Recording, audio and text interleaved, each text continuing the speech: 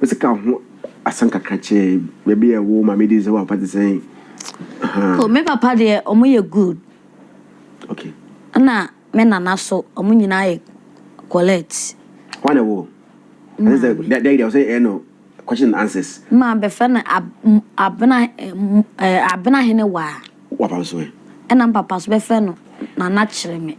A wine fan. I won't be teaching mine. Okay, oh, Chichiman. Yeah. Uku school do class saying P2. P2 Najaye. Okay. Didn't ya?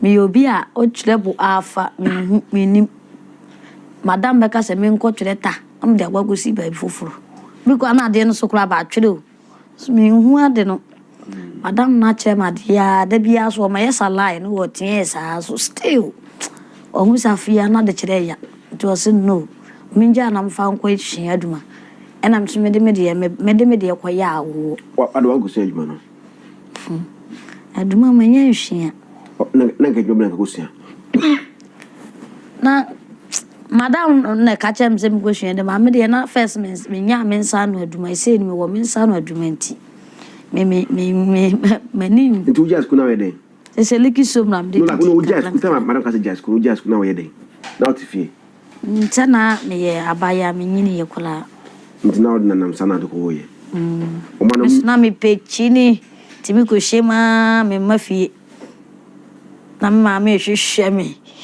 e mi chini o uchi nkwa den ma chira ma ka me ho ukwa den me ko chia madam fo keke me ko shema dim ko shema sa da be wa be ba numere na meba o banna ya no yere tifia ma mba bedi e ya ade etu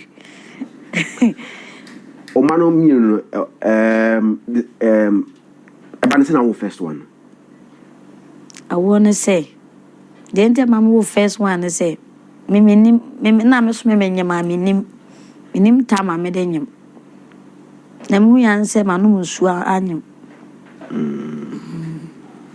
nti hu sa wonyem no na ete wo say first one no yeah sem me nsu na me no me like na ayo nsu na me no no botic to one na me no me ya amanyem na ayo de se wanyema na say na ayo hu say wanyem na obetima hwa akra ba ye de na me dwendwene me sie blade ba o kan Genesis chapter 1 verse 61 oso nya de nipa ne ba wiase ni kwan se okunuku na nyame ba tweme o enti me kwa so la me ko tie preach me si no sabi mi ni bia me mam ho ba bom ho modern na mawo enti ampe anche bia na me kwa tenenta na me ko si me ko hwe akura ne se ne ho te se ana na mo ye enti me kwa na dota ne ka che me se akwala no obisa me se enti me ba ma aboa me ho de na me so me ka che dota ne se ombela na me so ma aboa me ho because when him say me ni bi Ewurade ene meska sika ni u se ma reto e Nyankopon dia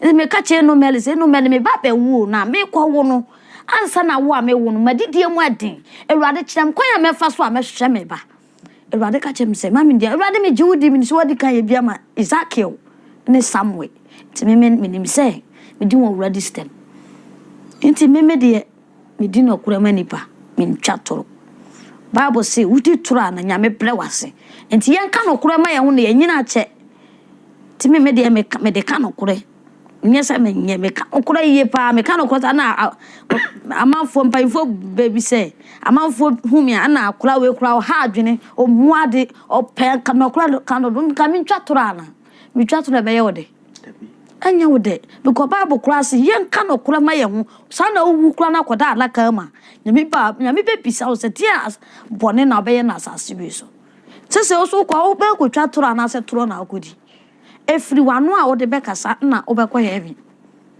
ene Ewurade nim ansa na o ba o be kasa wura left ana se o se o bone no anu ade nti ko monsanjam tumi be na wo Ewurade nsem Ewurade na e bo no nti ni open o ye tuntimi enkasa nsan ya no o ye sa nyame be bre was to say my quotation be Genesis something be say chapter 1 verse 61 Genesis but make